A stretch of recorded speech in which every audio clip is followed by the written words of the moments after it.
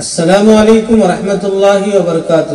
عزیز ناظرین، آپ تماموں کا اسلامک گفتار چینل میں دل کی عمیق گہرائیوں سے خیر مقدم و خوش آمدید۔ عزیز ناظرین، ابھی معتبر ذرائعوں سے ایک خبر اطلاع ملی ہے کہ محمد عامر، جن کا نام قبول اسلام سے پہلے بلبیر سنگھ تھا، انتقال ہوا۔ یاد رہے، یہ وہی محمد عامر ہیں جنہوں نے بابری مسجد کی میناروں پر سب سے پہلے کدال ماری تھی، لیکن اس کے بعد الحمدللہ یہ اسلام لے آئے تھے اور برادران وطن میں دعوت اسلام کا کام بڑے جذبے و ذوق و شوق سے کر رہے تھے۔ ان کا یوں اچانک چلے جانا بڑے دکھ کی بات ہے۔